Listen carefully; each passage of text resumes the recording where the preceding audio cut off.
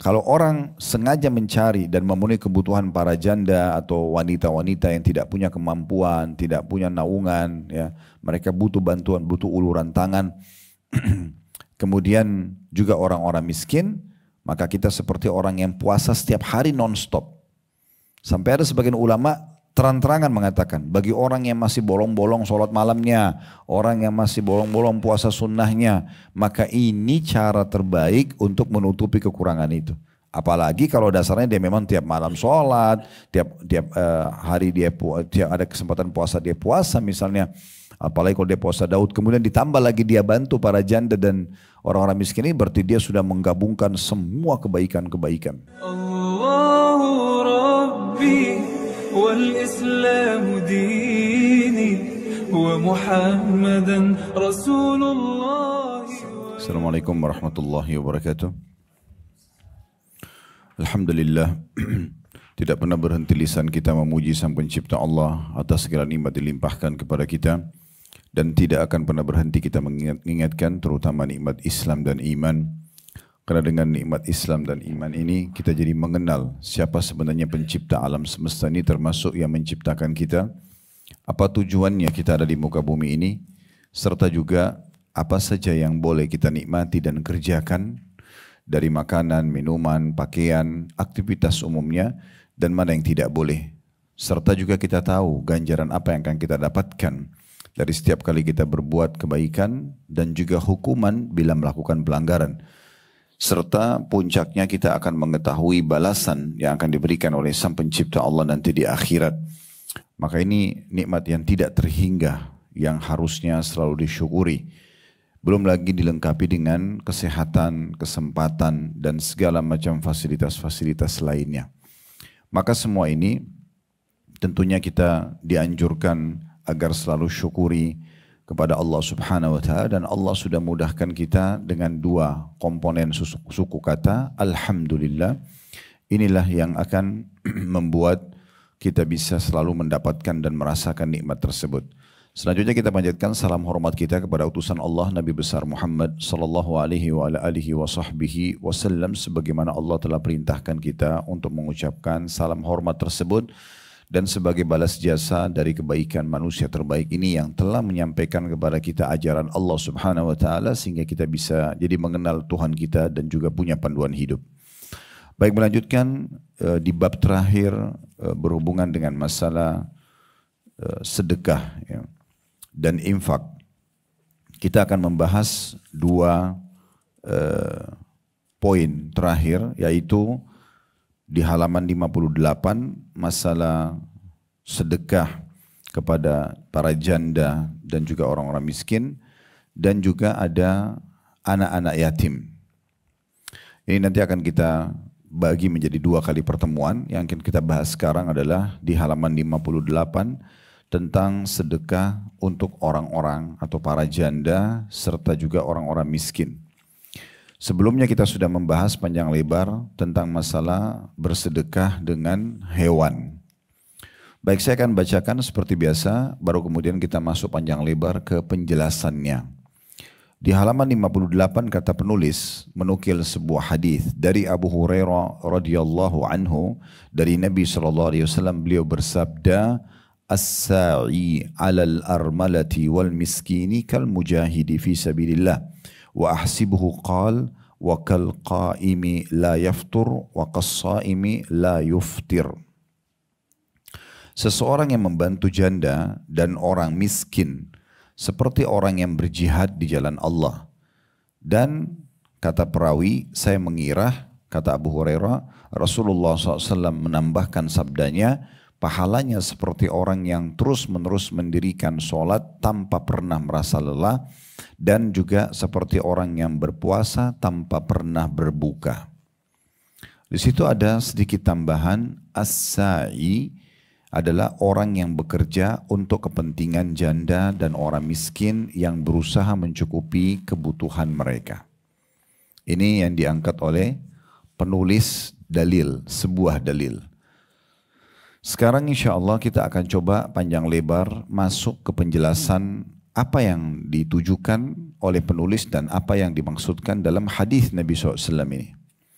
Yang pertama Bapak Ibu sekalian, tolong digaris bawahi makna daripada as-sa'i di awal potongan hadis, yaitu ya, seseorang yang berjalan, itu maknanya ya, keluar berusaha mencari pendapatan agar bisa memenuhi kebutuhan-kebutuhan. Nah itu diistilahkan dengan sa'i. Jadi orang yang berusaha berjalan dengan upaya yang sangat tinggi agar dia bisa meraih apa yang dijadikan sebagai target. Makanya di salah satu ibadah umroh kan ada sa'i, berjalan antara Safa dan Marwah. Dan di situ kita berjalan bukan hanya sekedar berjalan biasa, memang kita berjalan, ada jalan biasa, kemudian ada berlari yang sudah diberikan tanda warna hijau, kemudian tidak boleh terpisah antara 1 sampai putaran yang ke-7. Jadi kalau ada orang sa'i hanya misalnya 1 kali atau 2 kali belum dianggap sah.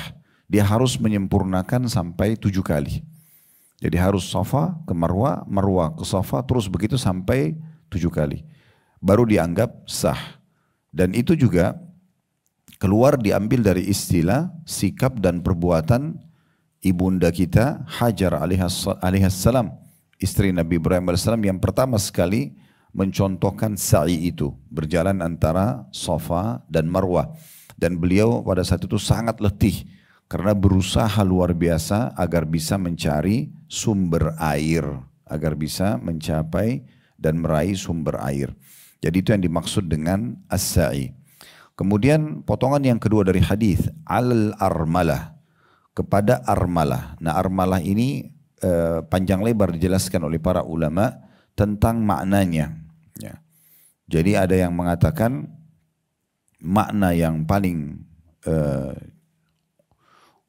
atau maknanya dulu secara global, ya, sebagaimana dinukil dalam kitab Al-Minhaj Syarah Sahih Muslim, ada yang mengatakan armala itu artinya semua perempuan yang tidak punya suami. Ya. Berarti di sini dan hidupnya susah. Semua perempuan yang tidak punya suami dan hidupnya susah. Jadi tidak harus janda kalau dalam makna ini. Tapi semua perempuan yang tidak ada penaungnya, tidak ada orang tuanya, tidak ada suaminya, tidak ada saudaranya yang membantu dia, maka semua muslim dimotivasi agar membantunya. Ya. Baik itu janda ataupun pernah bersuami atau bersuami kemudian cerai atau meninggal suaminya. Dan ada juga ulama yang mengatakan armala khusus janda yang diceraikan oleh suaminya. Kemudian ada juga yang mengatakan untuk menjelaskan bahwa yang dimaksud dengan armala adalah yang suaminya meninggal. Yang suaminya meninggal dan dia sama sekali tidak punya sumber pendapatan kecuali dari suaminya. Dari semua makna-makna ini berarti tidak masuk di dalamnya janda yang kaya. Ya. Berarti memang dia betul-betul orang yang tidak mampu. Ya. Dan masuk juga dalam makna tadi definisi yang disampaikan armala itu berarti kalau ada perempuan yang sudah berumur, nggak ada yang urus, sudah nenek-nenek misalnya, ataupun dia keadaannya walaupun belum tua tetapi tidak ada sama sekali menaungi. Contoh sekarang teman-teman kita di Gaza terlalu banyak perempuan-perempuan di sana yang ayahnya meninggal, suaminya meninggal, atau mungkin dia masih gadis tapi semuanya meninggal kerabatnya, tidak ada lagi yang menaungi dia. Nah ini bisa saja masuk dalam makna ini. Bisa saja masuk dalam makna ini. Ibnu Qutaibah mengatakan bahwasanya armala harus dihubungkan dengan masalah kemiskinan. Jadi tidak masuk dalamnya janda kaya atau orang gadis kaya. Jadi ini khusus untuk orang-orang yang betul-betul memang butuh untuk disantuni. Nah biasanya istilah-istilah ini di masa dulu dipakai untuk istri-istri mujahid. Ya, jadi kalau suaminya pergi berperang, itu umumnya meninggal dunia suaminya. Nah di masa dulu umumnya wanita itu tidak ada yang bekerja. Sehingga mereka tidak ada penaungnya, nggak ada income, dia harus membiayai hidupnya. Sementara memang dalam syariat Allah Subhanahu wa taala perempuan tidak ada kewajiban bekerja. Kalau dia mau bekerja itu hukumnya cuma sunnah saja bagi dia, tambahan saja. Makanya dalam bab warisan pernah kita jelaskan wanita itu mendapatkan 1 bagian, sementara perempuan dapat laki-laki dapat 2, perempuan dapat 1. Sebabnya karena perempuan sebelum menikah wajib dinafkahi oleh walinya, ayahnya kah, pamannya kah, saudaranya kah, dia tidak boleh dibiarkan terbengkalai. Begitu juga dengan setelah menikah, suaminya yang tadinya orang asing tiba-tiba diwajibkan untuk membiayai kebutuhannya, memenuhi kebutuhannya. Nah ini yang dimaksud dengan dilindunginya wanita dalam Islam. Apalagi kalau dasarnya dia tadinya sudah berumah tangga dan betul-betul bergantung kepada suaminya, maka ini berarti kemudian suaminya meninggal atau dia ditinggal, dicerai, ya, kemudian dia pun terbengkalai hidupnya, maka ini Nabi SAW jadikan sebagai sebuah sumber pendapatan pahala yang sangat besar bagi semua muslim. Jadi bukan cuma laki-laki yang bisa membantu, tapi perempuan pun bisa membantu, ibu-ibu juga bisa membantu janda-janda ini. Jadi ini poin penting sekali untuk digarisbawahi sehingga tidak ada lagi orang-orang yang di sana yang jadi janda di luar yang sudah tidak mampu, akhirnya mereka mengemis di pinggir jalan, apalagi kalau sampai harus naudzubillah menjual dirinya.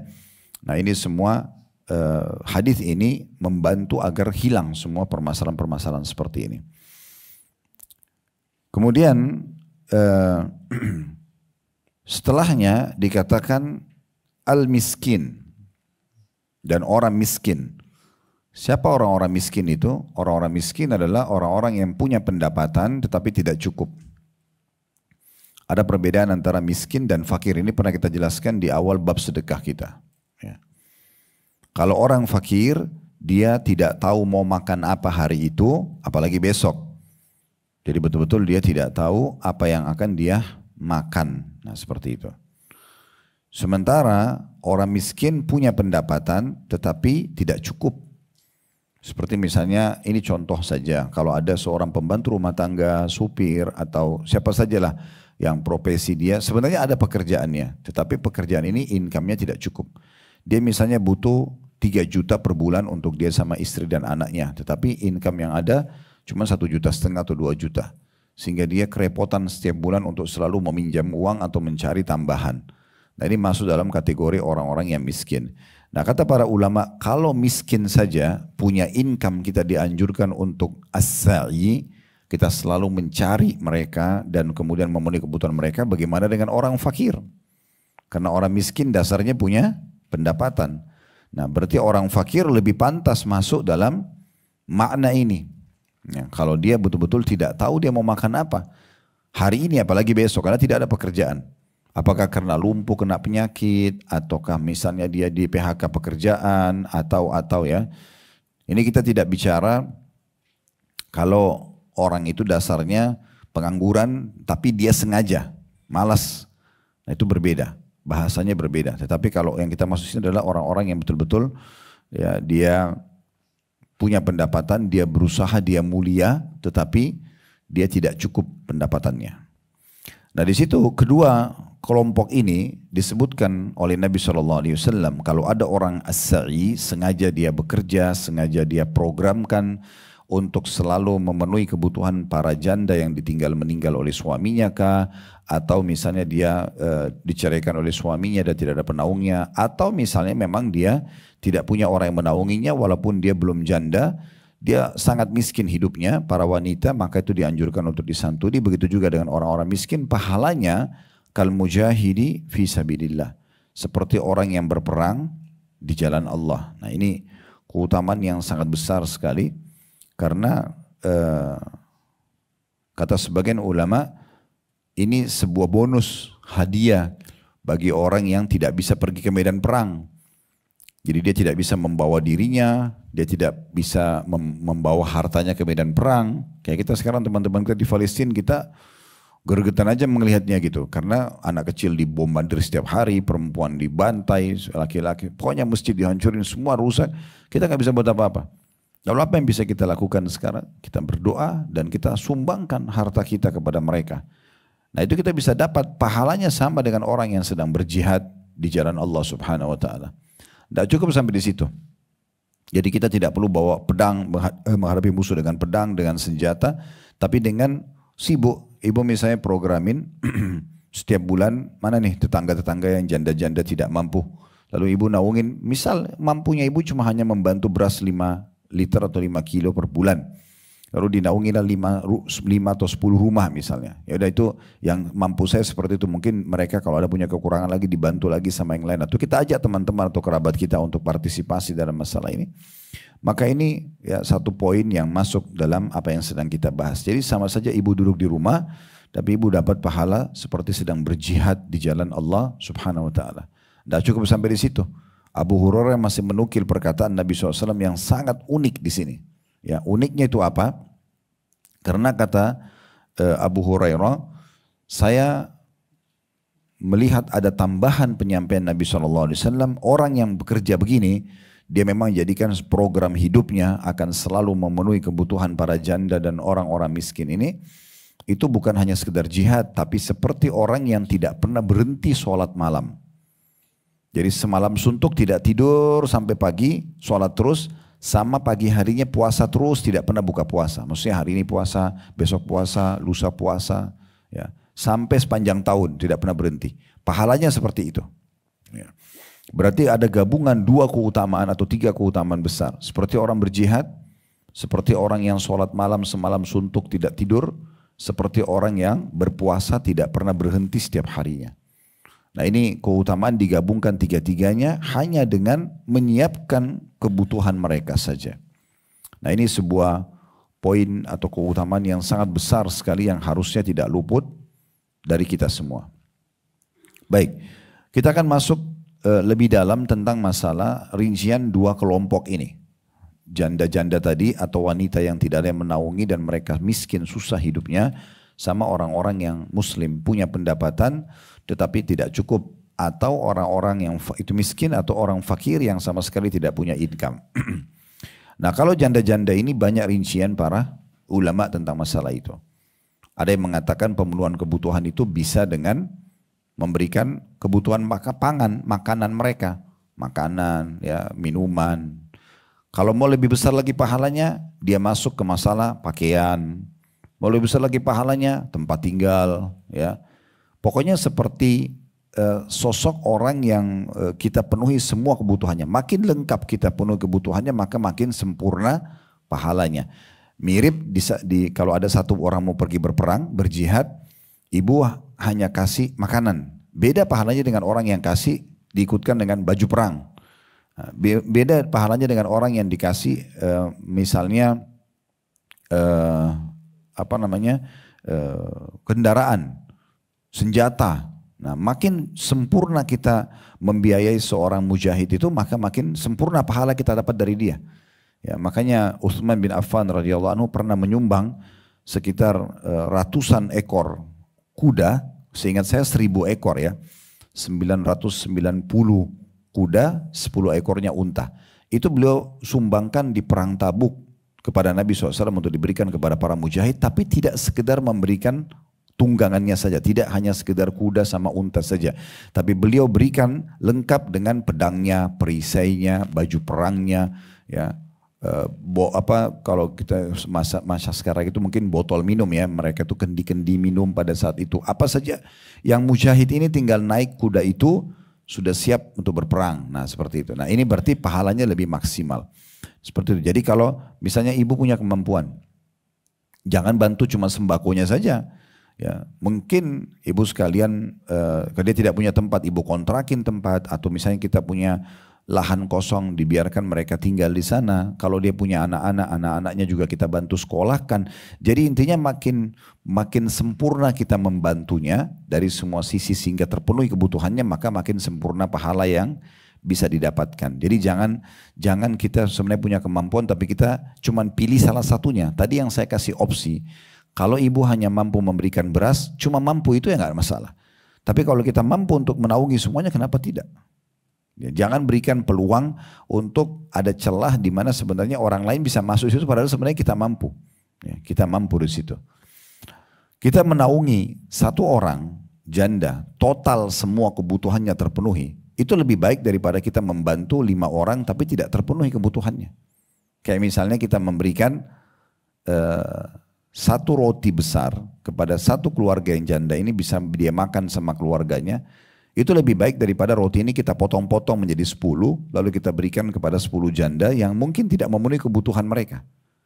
Nah, tapi kalau misalnya opsinya adalah mereka cuma minta bantuan beras, ya udah kita bantu, seperti itulah. Ya, jadi sebenarnya lebih kepada makin sempurna kita masuk dalam kehidupan mereka, maka berarti makin besar pahala yang akan diraih. Nah, ini yang dimaksudkan dengan janda tersebut. Nah, ini kalau kita bicara jenis-jenis bantuannya. Khusus bagi laki-laki ada bahasan sebagian ulama juga boleh mereka masuk ke bab dengan menikahi.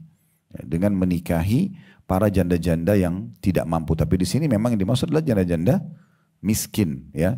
Mereka susah keadaannya sehingga kalau dia pun bawa anak dari suaminya yang meninggal sehingga jadi anak yatim, itu ada pahala sendiri. Ini ada bahasan kita nanti di pertemuan bab terakhir atau bahasan terakhir di masalah sedekah ini. Karena anak yatim itu adalah semua anak-anak laki-laki ataupun perempuan yang meninggal ayahnya sebelum balik. Maksudnya si anak-anak ini belum balik, baru dikatakan yatim. Nah, itu maksud dalam hadits Nabi SAW, saya dan sponsor anak yatim seperti ini di surga. Lalu Nabi SAW kasih isyarat jari tengah sama jari telunjuk beliau dan direnggangkan sedikit. Maka ini memang ada pahala dan keutamaan sendiri. Nah, dulu di masa Nabi SAW, di masa para sahabat, itu mereka melakukan ini salah satu programnya. Salah satu program. Jadi kayak misalnya ada orang pergi berperang, meninggallah si sang suami. Maka penduduk Madinah itu mendatangi dan membantu para istri-istri mujahid yang meninggal ini. Ada juga yang menikahi sehingga kalau dia nikahi berarti sudah tanggung jawab dia sepenuhnya. Nah, itu salah satunya. Kemudian masuk juga dalam masalah miskin, ya. Di sini cara membantunya mirip dengan tadi para janda itu. Jadi saran saya kalau ibu-ibu ingin membantu para orang-orang miskin ini, tadi poinnya, kalau kita hanya mampu masuk ke salah satu substansial kehidupan dia, misalnya beras saja, gak masalah. Tapi kalau ibu bisa masuk kepada semua, ibu jadikan satu rumah itu. Ya, dan kalau kita bicara orang miskin ini berarti tidak ada urusannya sama janda lagi, ya. Jadi walaupun ada kepala keluarga di situ, ada laki-laki, tapi laki-laki ini memang dia sendiri yang menaungi istri dan anaknya dan memang dia tidak mampu, berarti kita bisa peraih pahala satu keluarga. Satu keluarga itu semuanya. Ibu bisa bayarin kontrakannya, atau ibu bisa kasih pinjamin rumah, atau ibu bisa bayar listriknya, bisa siapin makanannya, bisa siapin pakaiannya, bisa sekolahkan anaknya dan seterusnya. Ya. Nah, salah satu program yang menarik sebenarnya yang mungkin masih sedikit orang kerjakan, ini saya sudah tekankan kepada teman-teman di yayasan kami agar bergerak. Itu kan cukup banyak ya di lampu merah orang-orang miskin, ya. Mereka minta, mereka mengemis. Sayang sekali kalau ibu sekalian hanya sekedar kasih uang 5.000, 10.000 selesai. Itu hanya sekedar bantu di saat itu.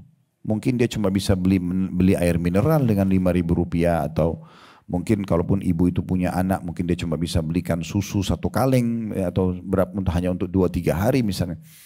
Kenapa enggak cari datanya orang ini?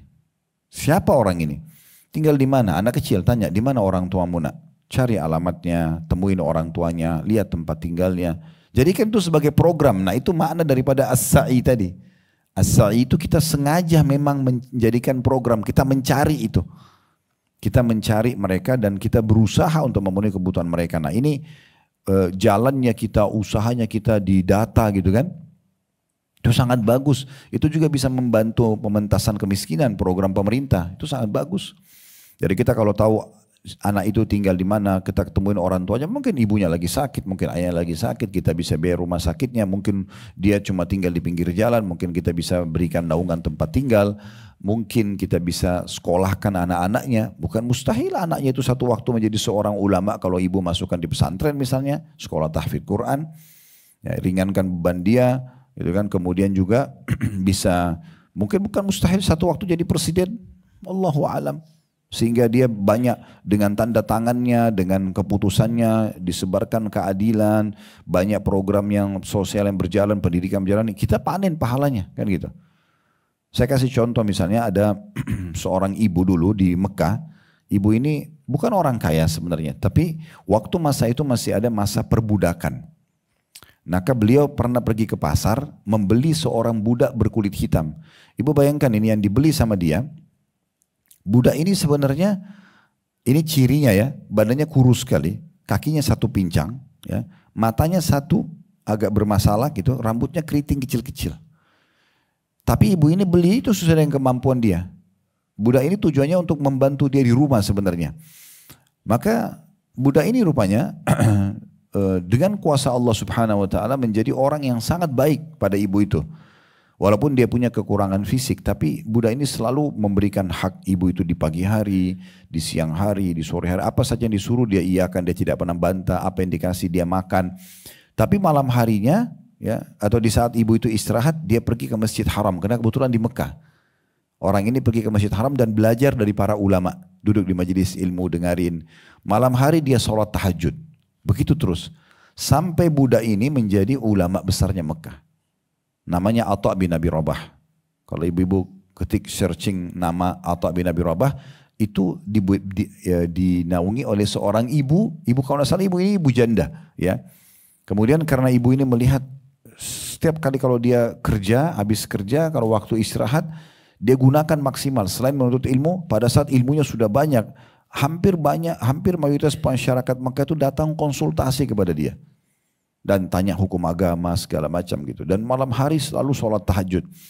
Maka ibu ini karena ingin cari pahala, dia pergi ke di kerumunan umat Islam di sekitar Masjidil Haram. Kemudian dia mengatakan, wahai muslimin, saksikanlah sesungguhnya aku bebaskan Atha bin Abi Rabah dari keterbudakan untuk, ya, agama Islam dan kaum muslimin. Maka semenjak itu Atha bebas dari keterbudakan dan akhirnya dipanenlah pahalanya oleh ibu tersebut. Dan dia menjadi ulama besar. Bahkan Atha bin Abi Rabah dapat julukan alimnya ulama, gurunya para ulama. Ulama-ulama di masa itu banyak belajar sama beliau gitu ya. Ini contohnya. Jadi maksimalkan dalam membantu orang. Jangan setengah-setengah. Kalau kita bisa hilangkan laparnya orang, kenapa kita cuma kasih 1 sendok nasi misalnya? Kenapa nggak kasih 1 piring? Kenapa nggak? Kalau bisa kasih nasi, kenapa nggak ikutkan sama minumnya? Kenapa setengah-setengah gitu? Kalau bantu anaknya tetangga yang tidak mampu sekolah dia, kenapa hanya sekedar memberikan baju sekolah? Kenapa nggak belikan buku sekolahnya sekalian, pulpennya, tasnya, sepatunya? Kenapa nggak 1 paket? Sementara kita mampu. Jadi jangan setengah-setengah dalam masalah-masalah seperti ini. Makanya Nabi SAW memotivasi Bilal radhiyallahu anhu pada saat Bilal didatangi satu waktu rumahnya oleh Nabi SAW, lalu dia mengeluarkan 1 nampan gitu, isinya kurma yang sangat ranum dan kelihatan bersih, bagus banget gitu, kayak berkualitas. Maka kata Nabi SAW, apa ini Bilal? Kata Bilal, saya simpan untuk saya makan ya Rasulullah. Maksudnya yang bagus. Kata dalam riwayat lain, saya simpan untuk kedatangan Anda. Kalau Anda datang saya hidangkan. Kata Nabi SAW, hai Bilal, sedekahkan, keluarkan. Jangan tunggu ini. Jangan tunggu hari esok, sedekahkan. Dan jangan pernah kamu takut miskin dari pemilik arsy yang agung. Maksudnya Allah Subhanahu Wa Taala. Tidak ada gunanya kamu simpan begini. Selama kau masih hidup hari ini, sedekahkan hari ini. Habiskan, hari esok urusan esok. Gitu. Maka Nabi SAW ingatkan itu. Begitu juga beliau berkata kepada Asma binti Abi Bakar radhiyallahu anhuma, beliau mengatakan, Amfiki, ya, atau la tuki fayukillahu alaiki. Atau fayukillahu alaik. Jangan kamu perhitungan, maka Allah pun akan perhitungan denganmu. Sedekahkanlah. Jangan kau perhitungan, maka Allah pun akan perhitungan denganmu. Jadi maksimal aja. Dan kalau kita bisa punya teman-teman sekalian kantong-kantong sumber sedekah begini yang sifatnya kita bisa memberikan kepada mereka bulanan, itu jauh lebih bagus. Ya. Sehingga kita tidak hitung hari lagi. Kayak ibu misalnya kasih beras untuk 1 bulan, bayarin listrik 1 bulan. Berarti kan 30 hari itu seperti kita setiap hari bersedekah yang sudah langsung dikasih 1 bulan ke depan. Ini pahalanya besar sekali. Dan cukup selalu renungi ini ya. Jangan pelajaran kita berlalu begitu saja lalu kemudian tidak dipraktikin. 3 keutamaan besar. Seperti ibu pergi ke medan perang, ini susah banget ini. Susah sekali tinggalin keluarga kalau orang-orang pergi berperang. Mungkin ibu-ibu di sini tahu kalau misalnya suami lagi bertugas ya. Itu kan mereka tinggalin keluarga di medan perang, bisa ditangkap oleh musuh, bisa ditawan, bisa disiksa, bisa juga mati kan gitu. Nah itu bisa didapat pahalanya dengan ini. Dengan kita programin ini. Dan sama juga susah sekali untuk sholat malam tanpa berhenti. Kita sholat setengah jam aja sudah capek. 1 jam sudah capek kita sholat malam. Misalnya subuh jam 5, kita sholat dari jam 4. Mungkin kita akan selesai sebelum jam 5. Itu aja kita sudah peger rasanya. Bagaimana kalau semalam suntuk dari mulai habis isya sampai pagi nggak tidur? 1 malam aja kita begitu susah karena dengan begadang, ngantuk, capek dan segala macam. Tapi bisa didapat pahalanya seperti orang semalam suntuk tidak tidur dan sholat terus dengan ini. As-sa'i, ingat as-sa'i sengaja menjadikan sebagai sebuah program, sengaja mencarikan income, sengaja mencari sumber-sumber orang-orang janda atau orang yang tadi butuh, orang miskin yang butuh bantuan itu. Begitu juga ditambah poin yang ketiga adalah seperti orang yang puasa dan tidak pernah berhenti. Ya. Tentu dalam Islam kalau kita mau puasa sunnah, ibu-ibu sekalian, kita dianjurkan puasanya itu sehari puasa sehari tidak, itu maksimal, yang dikenal dengan puasa Daud ya. Karena Nabi SAW pernah menegur Amr bin As radhiyallahu anhu pada saat Amr bin As ini puasa setiap hari. Maka Nabi SAW bilang, jangan kau puasa seperti itu. Kalau memang kau maksimal mau puasa, puasalah sehari, buka puasalah sehari. Nah, jadi ada perintah untuk seperti itu. Puasalah sehari, buka puasa sehari. Maka ulama mengatakan berarti maksimal ya kita berpuasa itu seperti puasanya Daud dan jangan lebih. Ya. Nah, kalau orang sengaja mencari dan memenuhi kebutuhan para janda atau wanita-wanita yang tidak punya kemampuan, tidak punya naungan, ya, mereka butuh bantuan, butuh uluran tangan. Kemudian juga orang-orang miskin, maka kita seperti orang yang puasa setiap hari non-stop. Sampai ada sebagian ulama terang-terangan mengatakan, bagi orang yang masih bolong-bolong sholat malamnya, orang yang masih bolong-bolong puasa sunnahnya, maka ini cara terbaik untuk menutupi kekurangan itu. Apalagi kalau dasarnya dia memang tiap malam sholat, tiap hari dia tiap ada kesempatan puasa dia puasa misalnya. Apalagi kalau dia puasa Daud, kemudian ditambah lagi dia bantu para janda dan orang-orang miskin ini, berarti dia sudah menggabungkan semua kebaikan-kebaikan. Ya. Maka ini poin juga perlu garis bawahi. Baik, kita perlu menambah lebih jauh, Bapak Ibu sekalian, kalau kita lihat sebenarnya ini masuk dalam umumnya bab sedekah, ya, bab sedekah yang harusnya tidak boleh luput dari setiap orang di antara kita. Kembali saya ingatkan, dalam Islam pangkal kaya itu adalah sedekah, itu pangkal kaya, selalu mengeluarkan di jalan Allah. Kalau kapitalis mengatakan pangkal kaya menabung, ini tidak akan pernah ketemu. Tidak akan pernah ketemu. Karena kalau menabung berarti simpan. Orang yang selalu konsep hidupnya nabung, tidak akan sedekah. Karena pasti dia akan berat untuk mengeluarkan. Karena bagi dia bagaimana dia simpan. Kemudian muslimin atau dalam agama Islam dianjurkan kita untuk sedekah. Maka keluarkan. Dan makin sering kita bersedekah maka makin mulia jiwa kita. Itu sifat yang paling dasar yang harus kita ketahui. Dan juga sama dengan memenuhi kebutuhan-kebutuhan. Jadi sedekah ini kan bisa dalam bentuk uang, bisa dalam bentuk makanan tadi, pakaian, tempat tinggal dan segala macam. Renungi kembali hadis Bukhari Muslim yang Nabi SAW mengatakan, man kana fi hajati akhi, kana Allah fi hajati. Siapa yang memenuhi hajat saudaranya muslim, maka Allah juga akan memenuhi hajat-hajatnya. Wa man farraja an muslimin kurbatan farrajallahu anhu biha kurbatan min kurabi yaumil qiyamah. Dan siapa yang melepaskan seorang muslim dari permasalahan-permasalahan hidupnya, ini walaupun kita hanya sekedar memberikan ide misalnya, nah dia lagi menghadapi masalah, kita berikan ide-ide yang baik, yang benar, tentu bukan malah kita menjadi provokator, ya, sehingga akhirnya merusak rumah tangga orang atau malah merusak dia dari jalan yang baik menjadi ke jalan yang buruk. Tidak, kita berikan saran-saran yang baik misalnya.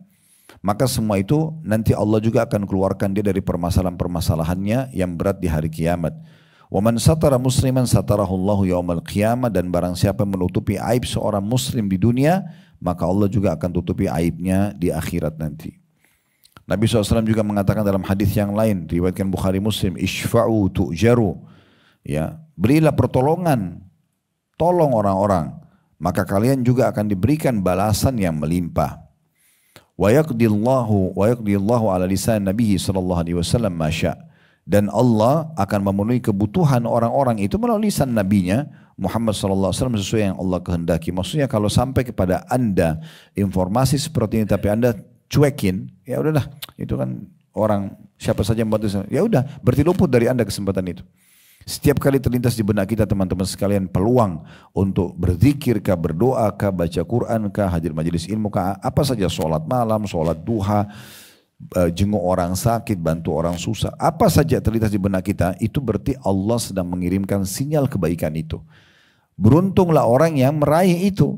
Ya, ini ingat saya pernah singgung dalam bab haji dan umroh. Jangan selalu berpikiran negatif kalau ada travel yang tawarkan paket, ada teman yang ceritakan tentang pulang umrohnya, oh berarti ini promosi. Bukan. Bisa saja mungkin itu memang panggilan dari Allah SWT supaya Anda diingatkan kembali. Beruntunglah orang yang engah dengan masalah itu. Anda dengar tetangga ada yang sakit, sampai di telinga kita. Harusnya kan kita ikut menjenguk, bukan hanya sekedar sampai informasi supaya kita raih pahala menjenguk orang sakit misalnya. Ada orang susah, ya. Kemudian kita tetangga-tetangga pada urunan lah mereka untuk membantu. Lalu kita harusnya ikut partisipasi. Jadi jangan biarkan, ya, atau menonton saja orang-orang panen pahalanya. Yang unik kadang-kadang, ya, kalau misalnya ibu lagi duduk berdua nih sama teman di mobil. Ini sebagai contoh saja. Kemudian ada orang miskin yang ketuk kaca mobil, kebetulan teman ibu yang bawa mobil, ibu di sebelahnya. Ada orang miskin ketuk pintu. Lalu temannya ibu lalu mengambil uang, mengeluarkan uang misalnya 10.000 atau 50.000 dikasih kepada orang miskin. Saya mau tanya ibu jujur, apa yang ibu lakukan pada saat itu? Umumnya orang apa? Oh, teman saya sudah bantu. Iya enggak? Ya udah, kan sudah dibantu. Ibu diam aja, ibu nggak buat apa-apa. Itu umumnya orang buat. Ini kan seperti orang yang nonton temannya panen pahala, tambah derajat di surga, tapi dia tidak dapat. Harusnya begitu lihat orang miskin dekat, itu orang miskin kita bantu yuk. Ini panggilan nanti akan membuat dia dapat pahala temannya. Dan pada saat orang itu datang, dia titipin uang ini, kasih uangnya juga sekalian. Jadi bukan cuma lihat temannya melakukan itu tuh sayang sekali. Kan gitu. Kenapa enggak ikut sekalian di situ untuk dapat pahala? Nah, ini poin yang harus kita garis bawahi, ya. Nabi SAW juga mengatakan yang lebih umum dalilnya, kata Nabi SAW dalam hadis riwayat Muslim, man istata'a minkum an yanfa'a akhahu falyaf'al. Siapa yang bisa memberikan manfaat untuk saudaranya, lakukan manfaat apapun. Walaupun kecil. Yang penting kita bisa berikan manfaat. Bahkan dalam Islam ibu hanya menunjukkan jalan saja. Orang tanya alamat, oh di sana. Itu sudah cukup mendapat pahala yang sangat besar.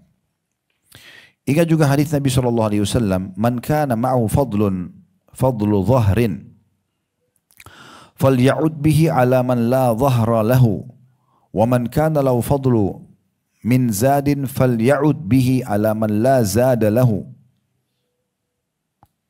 Qala, perawinya mengatakan, fadzakara min asnafil mali ma dzakara hatta ra'ayna annahu la haqqa li ahadin minna fi fadl. Terjemahannya ini dinukil dari hadis yang sahih dari riwayat Imam Muslim, barang siapa yang memiliki kelebihan punggung, maka hendaklah memberikan kepada orang yang tidak mempunyai kelebihan itu. Kelebihan punggung biasanya dibahasakan orang punya tunggangan, kendaraan, ya. Siapa yang punya kelebihan, kasih aja orang lain juga, biar orang lain juga punya kendaraan. Jadi setiap dia pakai untuk silaturahim, dia pakai ini dan itu, maka kita akan panen pahalanya. Nah, ini Nabi SAW anjurkan, ya. Seperti contoh, sebagai contoh sederhana saja, ya. Kalau misalnya ada keluarga atau tetangga kita di kampung, mungkin kita pernah dari kota mana, ya datang terus sekarang sudah hijrah dan tinggal di Jakarta misalnya. Lalu kemudian mereka datang, ini kesempatan emas. Siapin tempat tinggal buat mereka, siapin kendaraan buat mereka, ini pahalanya besar banget. Ya.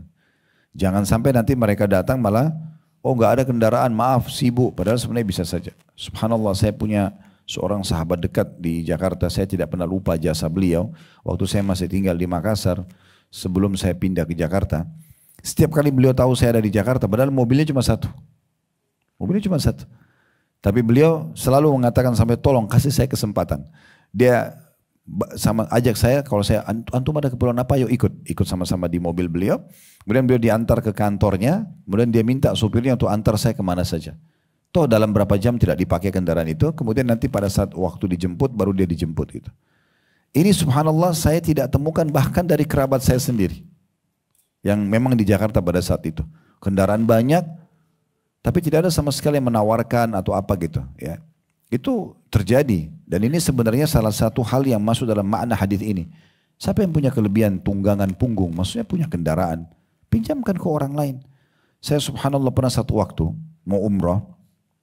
Waktu itu saya masih awal pindah ke Jakarta, dan ayah saya masih hidup rahimahullah. Beliau bilang sama saya kita mau umroh. Waktu itu kami belum ada travel dan memang tidak melalui travel. Saya ajukan visa langsung ke kedutaan Saudi dikasih. Saya juga beli tiket sendiri di Saudi pun waktu itu saya pesan hotel sendiri.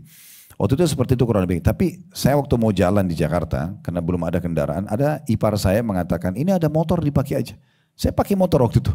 Saya mutar-mutar pakai motor. Saya pergi ke di Garuda di Halim waktu itu beli tiketnya. Saya ke kedutaan Saudi untuk ngurus visanya. Sambil saya jalan, waktu itu satu hari selesai alhamdulillah. Saya berpikir, saya nggak tahu ini ipar saya ini sempat berpikir nggak sih kalau roda motor yang dia pinjamkan yang saya pakai ini dia akan panen pahala umroh itu. Karena dengan bantuan dia saya beli tiket. Padahal cuma sekitar kemudahan seperti itu saja.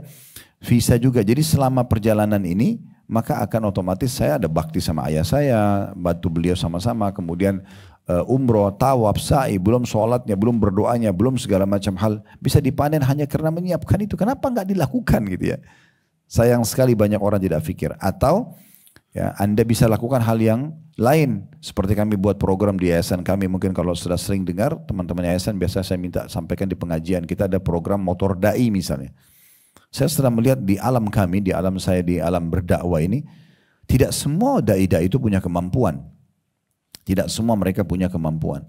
Ya, kalau tadi kita bicara tentang orang miskin, berarti kan tadi janda dipisahin sama orang miskin. Karena janda yang miskin itu seperti punya bahasan sendiri. Tapi kalau orang miskin, jenis yang kedua tadi, armala, orang janda-janda yang meninggal suaminya atau ditinggal cerai tapi mereka tidak mampu. Dengan orang miskin, ini sebenarnya janda ini miskin juga. Tetapi dipisahkan, kenapa? Karena kalau orang miskin itu lebih umum lagi nanti. Masuk walaupun dia laki-laki tapi dia tidak punya kemampuan. Nah di sini kalau kita temukan ada seorang da'i, seorang alim, kondisinya seperti itu, dia ngajar tiap hari, dia sibuk dengan untuk mengulangi hafalan Quran, atau dia guru tahfidz Quran misalnya, atau guru TPA atau apa, ini pahalanya besar sekali. Saya pernah temukan ada salah satu adik kelas saya, subhanallah kami ketemu di Tebet. Saya tahu anak ini cum laude waktu kuliah, sangat pintar kan. Dia naik motor, motornya tuh diikat pakai tali. Motor tua gitu, lagi ngajar. Subhanallah saya tidak sengaja ketemu, sudah sekian tahun tidak ketemu dari semenjak kami tamat itu. Terus saya tanya, ini motor antum? Dia bilang iya. Ada kendaraan lain? Dia diam aja, dia kayak tersipu-sipu gitu. Semenjak itu saya langsung balik ke kantor, kita buatin program untuk motor da'i. Termasuk orang yang pertama kita bantu adalah beliau. Kita coba sebarin, alhamdulillah sekarang sudah ratusan motor kita bagikan. Nah itu berapa banyak pahala? Saya berpikir kalau saya duduk begini misalnya, berapa banyak hadis yang saya sebutkan, berapa banyak ayat yang saya bacakan, berapa banyak kisah tentang kita bisa sampaikan, berapa banyak juga orang yang bisa berubah dan mengambil manfaat dari situ. Maka kalau dai-dai ini kita bisa penuhi kebutuhan mereka, otomatis berarti kita akan raih pahalanya. Kalau disiapin kendaraannya misalnya, maka berapa banyak pahala yang bisa didapatkan dari mereka ini. Nah yang saya tahu bahkan di Saudi itu para ulama-ulama itu bahkan dikeroyokin oleh banyak orang gitu. Ada yang bayarin listriknya, ada yang bayarin beasiswa sekolah, ada yang sekolah anak-anaknya, ada yang kirimin tiap bulan kebutuhan sembakonya dan segala macam. Karena mereka tahu orang-orang seperti ini akan lebih besar pahala yang bisa diraih karena kesehariannya habis untuk agama Allah Subhanahu Wa Taala. Kemudian lanjutan hadisnya kata Nabi SAW, wa man kana lahu fadlun min zadin falyu'id bihi ala man la zada lahu. Dan barang siapa yang memiliki perbekalan lebih, misalnya perbekalan ini kayak stok makanan dan minuman kita lah di rumah ya, punya lebih, hendaklah dia memberikan kepada orang yang kurang perbekalannya. Ya. Kemudian Abu Sa'id al-Khudri radhiyallahu anhu, sahabat Nabi yang mulia ini yang meriwayatkan hadis mengatakan, beliau atau Nabi SAW lalu menyebutkan berbagai jenis harta yang banyak sampai sekiranya kami berpikir tidak ada keutamaan lagi bagi kami yang untuk memilikinya. Hadis ini riwayat Imam Muslim. Jadi Nabi SAW sebutkan, siapa yang punya makanan, gandum kasih, siapa yang punya madu, siapa yang punya keju, siapa yang punya domba. Nabi rincikan semua jenis itu, kasih, selama kalian terpenuhi kebutuhannya kasih. Sampai kata Abu Sa'id, sampai kami mengira mungkin sudah tidak ada lagi hak kami untuk memiliki barang. Karena Nabi selalu menyuruh kita untuk berbagi dengan orang lain. Imam Nawawi rahimahullah berkata tentang hadis ini, di dalam hadis ini terdapat dalil atas dianjurkannya untuk rutin bersedekah, suka berderma, punya kepedulian pada sesama, berbuat baik pada teman, ya, teman perjalanan, ya, atau teman-teman sejawat, memperhatikan kebutuhan mereka. Maka sebuah perkara besar manakala sebuah kaum atau sosok sekelompok kaum mempunyai sikap kepedulian atas kebutuhan orang-orang di sekitarnya, yang mana ya beliau hanya mencukupkan dengan sekedar tawaran kepada para sahabat untuk rela membantu orang yang sedang butuh dan memberi dorongan tanpa harus diminta terlebih dahulu. Maksudnya sangat baik sekali kehidupan bermasyarakat kalau seandainya orang tidak harus nunggu orang itu minta. Beda ya, saya pernah jelasin di bab sedekah, beda pahalanya Bu, kalau ibu misalnya nunggu ada orang minta, lalu ibu kasih, tolong bantu saya Bu, ibu kasihlah 10 ribu, 50 ribu, 100 ribu, 1 juta, terserah ibu mau kasih antara ibu sama Allah. Itu beda pahalanya dengan orang yang memang, dan itu belum dihitung dermawan karena diminta baru dia kasih. Orang dermawan itu adalah orang yang kalau tidak diminta dia yang cari, memang dia butuh, dia merasa butuh dengan pahala sedekah itu. Nah itu pahalanya besar sekali. Ya, jadi kita yang sengaja mencari, mana nih kantong-kantong orang yang butuh yang saya kasih. Jadi dia tidak tunggu. Bayangkan kalau ibu tinggal di satu komplek, itu dijaga sama security, gak bisa orang miskin masuk. Ibu keluar dari komplek, langsung masuk tol ke urusannya, pulang. Siapa yang mau dibantu nih? Kapan bisa membantunya? Makanya kita yang harus cari mana yayasan sosial, mana rumah yatim, mana masjid yang butuh bantuan, mana ini, mana itu semuanya. Kemudian kita bergerak untuk itu supaya kita bisa mendapat dan meraih pahala yang besar ini. Para nabi-nabi juga memang mereka sangat terkenal sekali dengan kedermawanannya. Dikisahkan misalnya dalam kisah Nabi Musa alaihissalam, ya, dalam surah Al-Qasas, ya, bagaimana beliau pada saat masuk ke Madian, beliau temukan di situ ada satu sumur. Sumur itu biasanya kalau malam ditutup sama batu besar. Dan orang pada ngambil-ngambil air di situ, terus ditemukan ada 2 orang wanita yang kebetulan mereka tidak bisa ngangkat batu itu, karena batu itu kalau sore sudah ditutup ke sumur, ini harus 10 orang yang bisa angkat batu itu karena besarnya. Nah para nabi-nabi Allah berikan kekuatan, mereka bisa 1 orang itu sama kekuatan 10 orang laki-laki, semua nabi-nabi begitu. Nah di sini batu itu diangkat oleh Nabi Musa alaihissalam sendirian. Kemudian diberikan minum air kepada 2 orang ini. Nabi Musa tidak tahu kalau ini adalah anaknya, ya, tokoh masyarakat yang ada di Madian itu. Ya.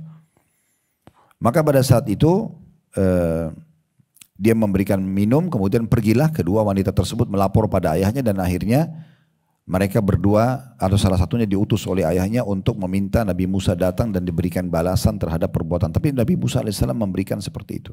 Ya. Kita juga lihat bagaimana Nabi Muhammad SAW tidak pernah, dalam riwayat yang sahih kata Jabir, Nabi SAW tidak pernah menolak siapapun yang minta. Ini puncak kedermawanan ya. Kalau ibu mau sampai pada tingkat tertinggi dari kedermawanan, tidak pernah menolak siapapun yang minta. Dan selalu memberikan maksimal apa yang sedang kita berikan. Nah di sini syaitan memang biasa memberatkan hati kita untuk memberi, ya. Atau misalnya kalaupun kita mau memberi maka kita menyicil tadi atau kita kasih sebagian. Bahkan ada yang parah, kadang-kadang orang itu dusta, ya. Oh, saya mau pinjam uang, saya butuh. Oh saya nggak ada uang, padahal uangnya banyak. Ini bisikan syaitan. Ya kalau dia faham bahwasanya dia bersedekah tanpa harus melihat siapa yang menerima, tapi bagaimana poin sedekahnya, mengeluarkannya itu yang menjadi target supaya dia dapat pahala dari Allah Subhanahu wa taala. Terlepas daripada penerimanya siapa, apakah dia bohong atau dia jujur, maka kita tidak akan pernah perhitungan di jalan Allah Subhanahu wa taala. Itu yang terjadi pada Nabi alaihi salatu wassalam. Nah di saat Nabi SAW dihibur oleh istrinya Khadijah radhiyallahu anha, waktu pertama sekali beliau terima wahyu Iqra bismi rabbikal ladzi khalaq di Jabal Nur atau di Gunung Cahaya di Gua Hira, kan beliau dalam kondisi ketakutan karena pertama kali melihat Jibril alaihissalam. Waktu itu hiburan Khadijah mengatakan kepada suaminya Nabi SAW, sungguh engkau adalah penyambung tali kerabat. Tidak mungkin Allah hinakan engkau hai suamiku karena engkau suka sekali silaturahim. Engkau juga suka memikul beban kesusahan orang. Ini cirinya Nabi SAW sebelum jadi Nabi. Suka membantu orang, ya, pemberi orang yang papa, yang butuh bantuan, penjamu tamu yang terbaik, serta pendukung setiap upaya penegakan kebenaran dalam riwayat Bukhari. Itu ciri khasnya Nabi SAW. Dan para sahabat juga begitu.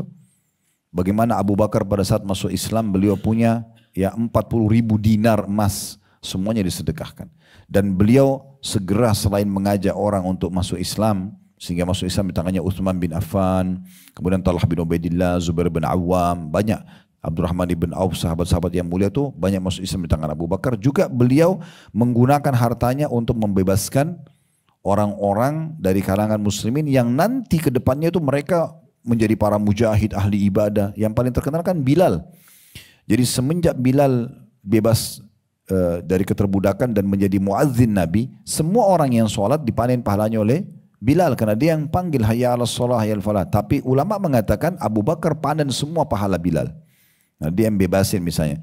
Dan cukup banyak sahabat yang menjadi mujahid, ya, yang bebas di tangan Abu Bakar seperti Bilal tadi. Kemudian ada Amir bin Fuhairah, kemudian Zambara, kemudian An-Nahdiyah, ini seorang wanita dari suku Nahdiyah dan anak perempuannya, kemudian Jariyah bin Mu'amal, kemudian Ummul Abis, ya, ini semua orang-orang yang dibebaskan oleh Abu Bakar. Umar bin Khattab suka sekali keliling di malam hari mencari siapa saja yang butuh bantuan, dan kisah yang masyhur bagaimana beliau pernah membantu seorang janda yang kelaparan karena 3 hari tidak makan sama anak-anaknya, lalu beliau masakkan sendiri dengan tangannya, beliau puaskan penuhi kebutuhannya. Beliau juga pernah menemukan ada seorang di malam hari Badui yang tinggal lewat Madinah, kemudian istrinya mau melahirkan, kemudian Umar bin Khattab memanggil istrinya di malam hari tanpa ada kamera di masa itu. Tidak ada yang tahu di malam hari ini, dinukil oleh orang-orang yang menyaksikan saja Umar di malam hari sebagai raja, dan istrinya Ummu Kalthum radhiyallahu anha, anaknya Ali bin Abi Thalib, istri terakhirnya Umar, yang berduanya raja sama ratu, datang ke kemah orang Badui lalu membantu Ummu Kalthum istri Umar radhiyallahu anhu ajma'in itu membantu melahirkan wanita tersebut, dan seterusnya. Begitu banyak sekali yang mereka lakukan. Utsman bin Affan tidak berhenti-hentinya bersedekah. Ya, Ali bin Abi Thalib dengan sedekah-sedekah yang masyhur. Utsman bin Affan terlalu banyak. Beliau beli sumur rumat, beliau menyumbang tadi saya bilang 1000 ekor tunggangan untuk berperang. Ya, sampai kata Nabi SAW, tidak ada lagi yang bisa menahan Utsman masuk ke surga setelah sedekahnya pada hari ini. Ali bin Abi Thalib juga begitu. Beliau pernah memberikan 100.000 uang, ya, dinar. Ini uang yang sangat banyak, ya. Dan dia juga memberikan pakaiannya kepada seseorang yang minta kepada dia, ya. Sebagian ulama salaf mengatakan, ya, ada orang-orang yang pernah didatangi oleh orang miskin, kemudian orang miskin itu mengatakan, sungguh aku telah memohon kepada Allah sebelum memohon kepada anda agar memberikanku pertolongan. Lalu kemudian orang-orang ini dengan senyum menyambutnya sambil mengatakan, selamat datang bagi orang-orang yang sudah diutus oleh Allah kepada kami. Jadi malah tidak pernah menolak orang-orang miskin tersebut. Cukup banyak kisah-kisah yang berhubungan dengan masalah-masalah seperti ini. Seorang sahabat Nabi bernama Hakim ibn Hizam radhiyallahu anhu, beliau mengatakan, tidaklah di pagi hari, ya, lalu aku tidak menjumpai di pintu rumahku seseorang yang membutuhkan keperluan, melainkan aku mengetahui bahwasanya itu musibah bagi hidupku. Ya, jadi maksudnya mereka itu melihat kalau dia satu hari tidak membantu orang susah, berarti itu musibah bagi mereka. Sampai seperti itu. Ya. Ibnu Abbas radhiyallahu anhu mengatakan, ya, pada saat ada orang-orang miskin minta bantuan di depan rumahnya digantung. Dan pada saat satu waktu mereka tidak ada, semua orang miskin yang biasa minta-minta depan rumahnya tidak ada datang. Maka dia mengatakan pada orang sekitarnya, mana orang-orang ini? Maka mereka semua mengatakan kami tidak tahu. Abdullah bin Abbas mengambil harta yang biasa dia sedekahkan setiap hari, lalu dia mengejar, mencari mana rumah-rumahnya orang miskin, lalu dia memberikan ke orang itu. Ya, bedakan dengan kondisi kita, mungkin kalau ada orang yang biasa minta pengemis setiap hari, kita lihat mukanya sama, kita bantu, kemudian satu waktu dia tidak ada. Mungkin kita mengatakan alhamdulillah hari ini dia nggak datang gitu ya. Ini enggak, malah dia mencarinya, dia sengaja keluar mencarinya. Saya sangat terinspirasi dengan kisah salah satu ulama Saudi namanya Syekh bin Baz rahimahullah. Beliau itu punya di rumahnya, jadi di rumahnya, di sebelah rumahnya itu ada satu ruangan terbuka, itu pakai AC segala macam. Setiap hari makan siang sama makan malam, yang saya dapat informasinya begitu ya. Saya tidak pernah ikut di situ, tapi saya dapat informasinya ini sangat luar biasa gitu. Beliau menyiapkan makan, kalau tidak salah di makan siang untuk 300 orang, makan malam 300 orang. Dan itu orang sekitar sudah tahu ini di sini tempat makan gratis. Jadi dia di ruangan itu dia siapin makan, siapa saja boleh datang. Tukang sapu jalanan, tukang sampah datang makan setiap hari, pagi dan siang dan malam, gitu kan. Jadi ini sebenarnya memang contoh dari Nabi SAW ya. Dalam sebuah riwayat yang sahih dikatakan Nabi SAW itu punya sebuah nampan besar, Bu. Itu diangkat sekitar 5-6 orang karena besarnya. Setiap pagi Nabi selalu isi dengan gandum dan makanan-makanan yang biasa dipakai untuk umumnya orang sarapan di saat itu, dan memberikan kesempatan kalau memang ada yang mau juga menyumbang gitu. Jadi memang pola-pola seperti ini luar biasa gitu. Ya. Dan saking saya tutup dengan ini, saking cintanya Syekh bin Baz rahimahullah dengan sedekah, sampai pernah ada orang datang minta sedekah dengan beliau 2.000 real. 2.000 real itu kalau kita kali 4.000, terus ya 8 juta lebih lah ya. Itu dia, orang itu minta, kemudian Syekh bin Baz gak pakai nanya. Orang itu cuma bilang saya butuh sekali untuk keperluan saya gini-gini. Syekh bin Baz mengatakan berapa? 2.000 real. Ditulis sama dia. Beliau ini orang buta sebenarnya. Yang disuruh tulis sekretarisnya. Tulis 2.000 real. Kasih cek itu, suruh nanti kasih, nanti dibawa ke bank. Subhanallah, orang yang minta ini, rupanya dia nakal ini orang. Dia minta, begitu dia lihat, oh 2.000 real, lumayan 8 juta sudah cukup besar bantuannya. Maka begitu dia lihat, dia coba akalin 2.000 real kalau tulisan dalam bahasa Arab itu agak beda, nolnya itu titik aja. Ya, kalau nol itu titik. Maka angka 2 bahasa Arab terus ada 3 titik. Ditambah sama dia 1 titik. Jadi berapa itu? 20.000. 20.000 real itu berarti 80 juta lebih. Tetapi subhanallah, kuasa Allah, orang kalau curang atau manipulasi itu kebongkar saja. Allah punya cara. Jadi subhanallah, dia kasih titik tapi dia lupa. Di situ kan ditulis, ada tulisan 2.000 real, kan biasa kita ada tulis. Dia lupa tuh ubah itu 20.000 real. Dan itu juga susah dia ubah karena pasti ada coret-coret dan itu tidak mungkin. Dia pergi ke bank, kemudian kepala bank lihat sudah tahu ini biasanya ceknya Syekh bin Baz, sudah tahu ini ulama besar dikenal di Saudi. Mufti beliau. Maka akhirnya kepala bank telepon ke Syekh. Syekh, ini Anda kirim orang untuk cek-cekan. Iya, dia bilang. Kata orang bank itu berapa? Kata Syekhnya 2.000 real. Terus kata kepala banknya, tapi orang ini tambah 01. Jadi dia kayaknya nakal ini, dia tambah jadi minta 20.000 real. Apa kata Syekhnya? Bukan dia bilang batalin. Dia bilang tunggu sebentar, saya akan datang. Syekhnya datang. Kira-kira apa yang kita bayangkan? Mungkin Syekh akan marah, mungkin penjarain orang ini atau apa gitu. Enggak. Dia begitu ketemu sama orang itu, dia minta ceknya itu dirobek sama beliau, suruh sekretarisnya berobek, lalu suruh tulis cek baru, angkanya 20.000. Dia tulis 20.000 betul. Lalu dia kasih ke orang itu, dia mengatakan pada sekretarisnya dan kepala bank, mungkin kita yang belum memahami kebutuhan saudara kita. Jadi dia malah yang salahin dirinya. Bayangkan luar biasanya itu. Karena orang ini nggak mungkin tulis 20.000 kecuali memang karena dia butuh, nah gitu. Begitu luar biasanya mereka cinta dengan kedermawanan, dan begitulah harusnya sifat seorang muslim ya. Tinggal kita tutup juga Bapak Ibu sekalian, ibu terutama ya, karena mayoritas yang hadir ibu-ibu, maka kita harus garis bawahi poin penting, hati-hati dengan, walaupun kita sudah tahu sedekah itu pahalanya besar segala macam, hati-hati dengan riya dan man itu nyebut-nyebut ya. Tahu nggak janda sana itu saya yang biayain, nah misalnya. Itu masjid sana tuh saya yang pasangin karpetnya. Itu sana pesantren saya yang bantu. Ini dekat sekali dengan riya ya. Hati-hati karena bisa merusak. Atau man itu kayak dia bilang sama orang, kamu kan sudah saya bantu, masa kok nggak tahu, masa nggak gini, masa nggak gitu. Nah ini man, menyebut-nyebut kebaikan.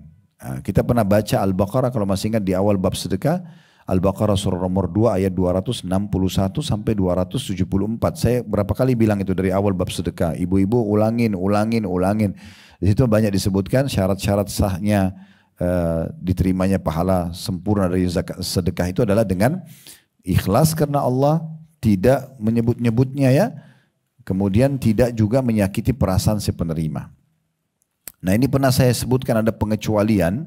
Seperti misalnya kalau seorang pemimpin negara kepada masyarakatnya.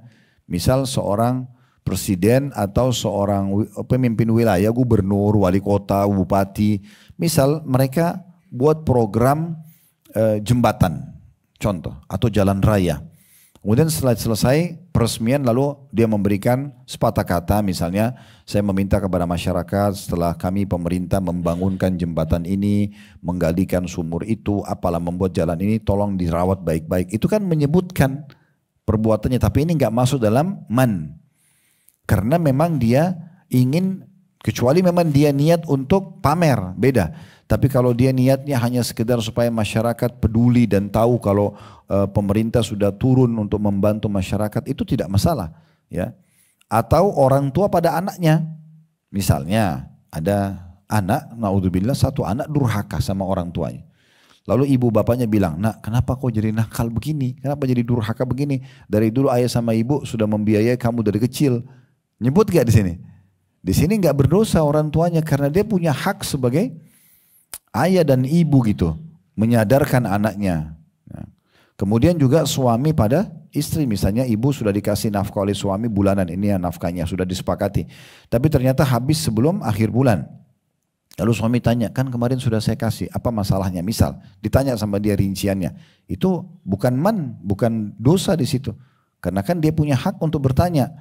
Dan ibu juga harusnya punya kewajiban menjelaskan. Ini contohnya saja. Guru pada anak-anak murid-muridnya. Misal ada satu guru mengatakan, saya sudah mendidik kalian, saya pemimpin pesantren, kiainya mengatakan, saya sudah membentuk pesantren ini agar kalian menjadi anak-anak yang baik. Saya berharap dengan belajar di sini nanti kalian akan bisa menjadi orang yang baik ke depannya.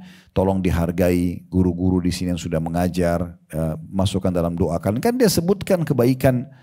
Dalam ini semua tidak masuk dalam larangan. Tapi kalau orang sengaja mau menyakiti perasaan si penerima, dan dia memang bukan niatnya untuk mengingatkan saja, maka itu bisa berbahaya bagi dia, bisa hilang pahalanya. Allahu a'lam. Semoga apa yang kita bahas hari ini bermanfaat buat kita semua, dan Allah terima seluruh amal saleh yang pernah kita kerjakan, yang sedang kita kerjakan, yang akan kita kerjakan sampai menjelang ajal datang nanti dengan pahala yang sempurna. Dan semoga Allah memaafkan semua kesalahan kita, tidak terkecuali kecil ataupun besar, sengaja tidak sengaja, Allah maafkan semuanya dan Allah ganti menjadi pahala. Dan semoga saja Allah subhanahu wa ta'ala menyatukan kita semua di surga Firdaus yang tanpa hisab, menyatukan dalam majlis ilmu yang mulia ini. Selalu kita doakan agar Allah menjaga ketentraman, kedamaian, persatuan dan kesatuan serta kemerdekaan negara kita. Allah berikan kita pemimpin yang baik, yang menjalankan tugas dan amanah dengan baik. Allah selalu menjaga agar negara kita selamat dari segala mara bahaya. Serta juga Allah subhanahu wa ta'ala menjadikan contoh negara kita bagi negara-negara yang lain dalam kebaikan. Serta juga kita doakan saudara kita di Palestina, terutama di Gaza, semoga Allah ikhlaskan niat mereka, terima para syuhada mereka, mulakan Islam di tangan mereka dan tangan kita semua, dan Allah ikut sertakan kita bersama mereka di pahala, baik dengan doa, dengan harta, juga dengan jiwa kita. Dan semoga Allah subhanahu wa ta'ala sekali lagi menyatukan kita semua di surga Firdausnya tanpa hisab, mana disatukan dalam majlis ilmu yang mulia ini. Allahumma amin. Kalau benar dari Allah, kalau saudara saya mohon dimaafkan. Wassallallahu nabiyana Muhammadin wa alihi wa sahbihi wa sallam. Wa akhiru da'wana alhamdulillahi rabbil alamin. Subhanakallahumma bihamdika asyhadu an la ilaha illa anta astaghfiruka wa atubu ilaik. Wassalamualaikum warahmatullahi wabarakatuh.